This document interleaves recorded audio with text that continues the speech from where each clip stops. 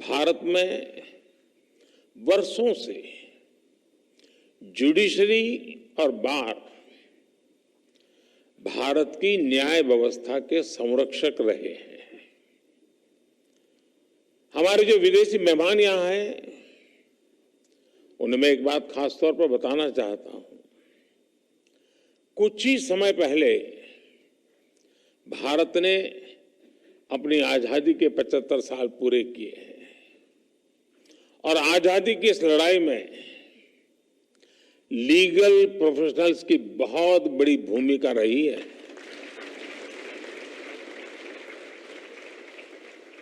आजादी की लड़ाई में अनेकों वकीलों ने चलती हुई वकालत छोड़ करके राष्ट्रीय आंदोलन का रास्ता चुना था।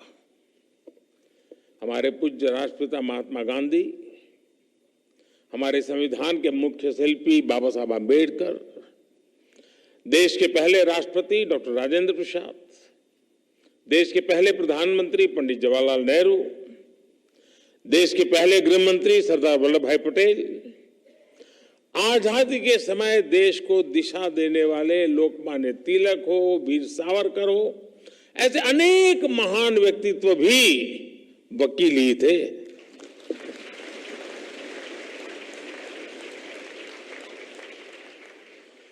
यानी लीगल प्रोफेशनल्स के अनुभव के ने आजाद भारत की नींव को मजबूत करने का काम किया।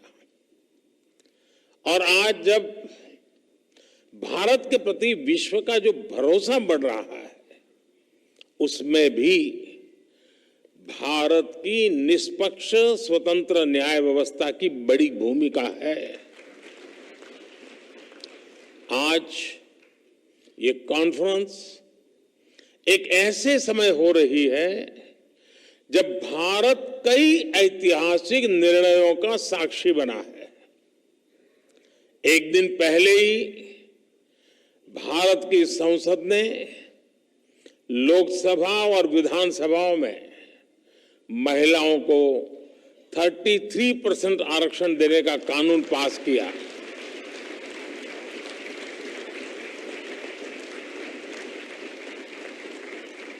नारी शक्ति वंदन कानून भारत में विमेन लेड डेवलपमेंट की नई दिशा देगा, नई ऊर्जा देगा।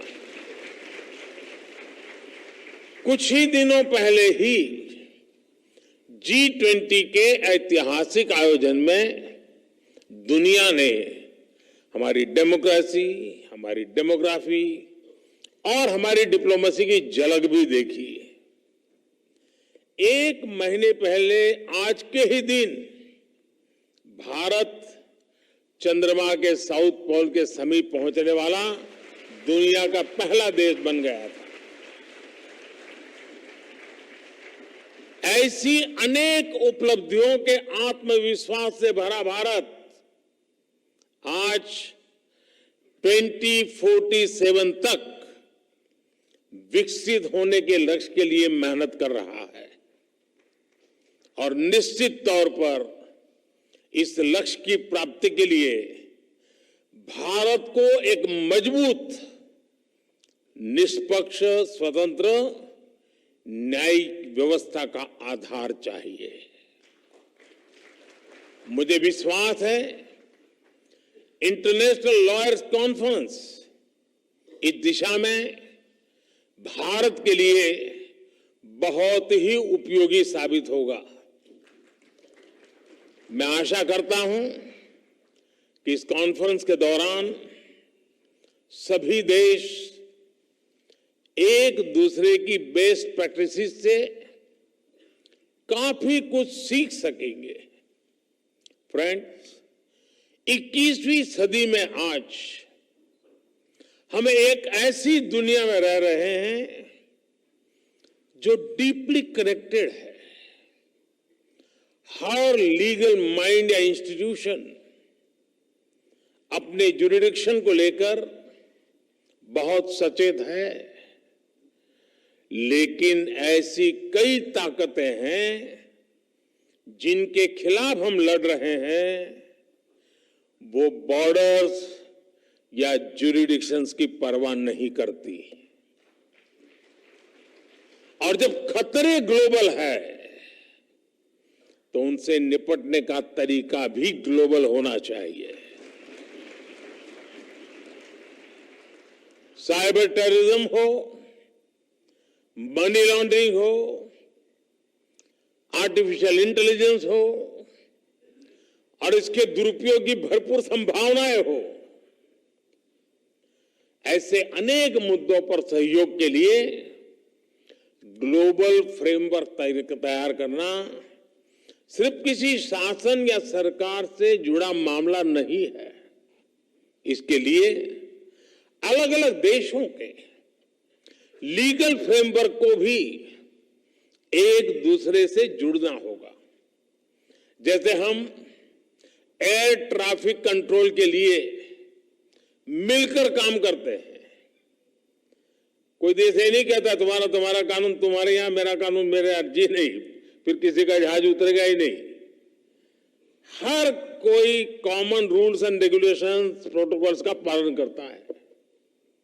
उसी तरह हमें अलग अलग डोमेन में ग्लोबल फ्रेमवर्क तैयार करना ही पड़ेगा। इंटरनेशनल लॉयर्स कॉन्फ्रेंस इस दिशा में अवश्य मंथन करना चाहिए, दुनिया को नई दिशा देनी चाहिए। साथियों, एक अहम विषय ऑल्टरनेट डिस्प्यूट रिजोल्यूशन एडीआर का है। तुषार जी ने इसका काफी वर्णन भी किया। कॉमर्शियल ट्रांजैक्शन की बढ़ती कॉम्प्लेक्सिटी के साथ दुनिया भर में एडीआर का चलन भी तेजी से बढ़ा है। मुझे बताया गया है इस कॉन्फ्रेंस में इस विषय पर भी विस्तार से बात होने वाली है।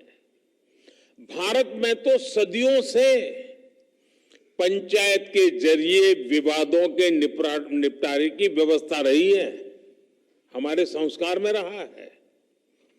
इस इनफॉर्मल व्यवस्था को एक व्यवस्थित रूप देने के लिए भी भारत सरकार ने मीडिएशन एक्ट बनाया है। भारत में लोक अदालत की व्यवस्था भी विवादों को हल करने की दिशा में बड़ा माध्यम है।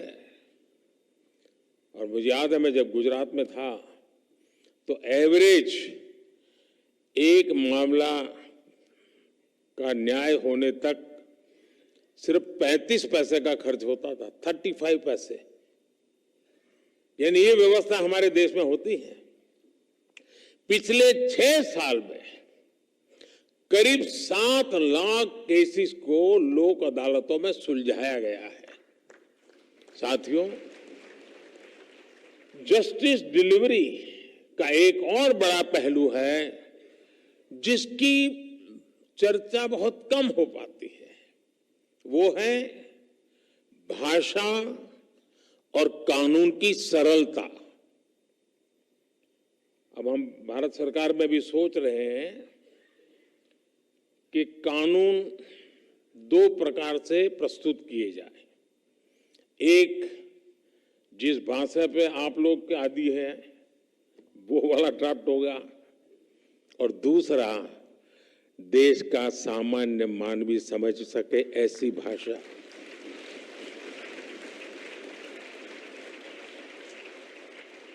उसको कानून भी अपना लगना चाहिए।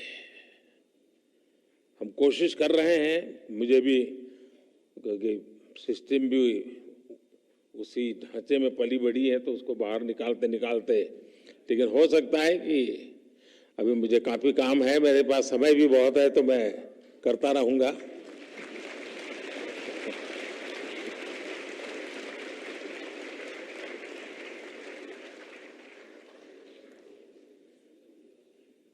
कानून किस भाषा में लिखे जा रहे हैं, अदालती कार्यवाही की भाषा में हो रही है, ये बात न्याय सुनिश्चित कराने में बहुत बड़ी भूमिका निभाती है।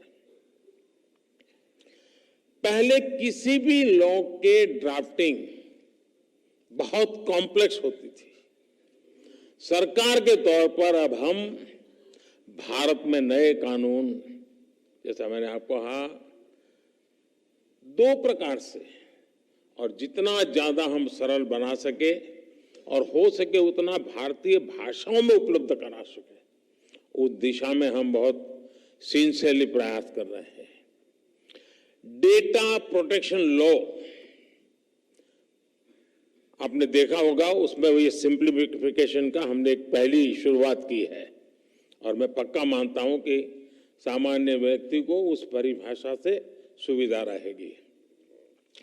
भारत की न्याय व्यवस्था में मैं समझता हूं ये बहुत बड़ा परिवर्तन हुआ है और मैं चंद्रचूड़ जी का पब्लिकली मैंने एक बार अभिनंदन किया था, क्योंकि उन्होंने कहा कि अब कोर्ट जजमेंट का ऑपरेटिव पार्ट जो लिटिगेंट है उसकी भाषा में हम उपलब्ध कराएंगे। देखिए, इतने से काम में 75 साल लग गए और ऐसे के लिए, इसके लिए भी मुझे आना पड़ा।